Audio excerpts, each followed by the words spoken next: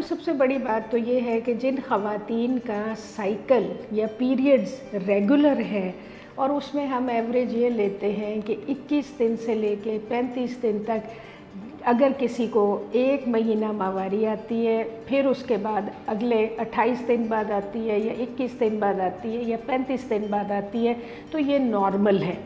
اگر 35 دن سے زیادہ ہو تو ٹھیک نہیں ہے، 21 دن سے کم ہو 2 ماہواریوں کے درمیان وقفہ تو وہ بھی ٹھیک نہیں ہے۔ ایوریج جو سائیکل ہوتا ہے وہ تقریباً 28 دن کا ہوتا ہے، اور 28 دن کے سائیکل میں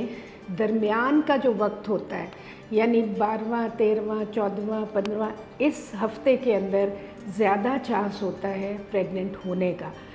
یعنی ہم یہ سمجھ لیں کہ ایگ بنتا ہے اور وہ ایگ جو ہے وہ 13ویں یا 14ویں دن پھٹتا ہے، اور جس دن وہ ایگ پھٹتا ہے اس وقت اگر وہ ٹائم ہے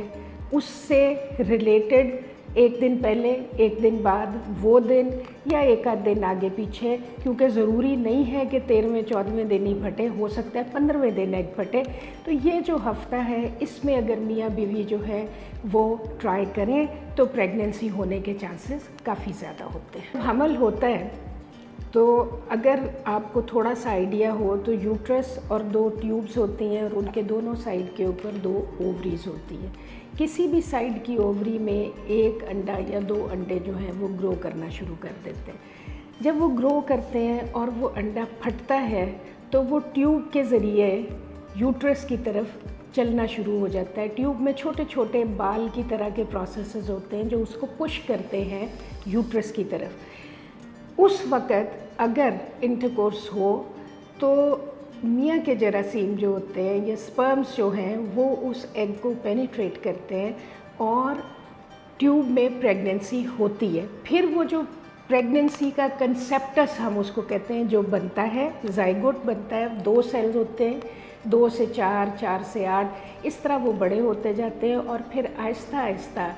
وہ ٹریول کر کے یوٹرس کی طرف آتے ہیں۔ پھر یوٹرس کی جو اندر کی لائننگ ہے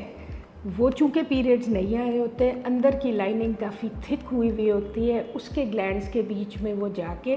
پھنس جاتا ہے یا امپلانٹ ہو جاتا ہے یا امبیڈ ہو جاتا ہے۔ جب یہ امبیڈنگ ہوتی ہے تو چونکہ وہاں پہ بلڈ کا فلو کافی زیادہ ہوتا ہے تو کچھ لوگوں کے اندر یہ ہوتا ہے کہ ہلکی سی سپاٹنگ ہوتی ہے جس کو ہم امپلانٹیشن سپاٹنگ یا امبیڈنگ کی سپاٹنگ کہتے ہیں۔ یہ کوئی گھبرانے والی بات نہیں ہے، لیکن ہوتا یہ ہے کہ اس سے صرف ایک کنفیوژن یا ابہام کریٹ ہو جاتا ہے کہ کیا یہ پیریڈ ہے یا یہ پیریڈ نہیں ہے، لیکن یہ پیریڈ نہیں ہوتا کیونکہ یہ بہت تھوڑے سے وقفے کے لیے بہت تھوڑا سا خون یا داغ لگتا ہے، تو اس کو صرف سپاٹنگ ہی کہتے ہیں، یہ اس سے زیادہ کوئی چیز نہیں، اس کا اثر پریگننسی کے اوپر نہیں ہوتا۔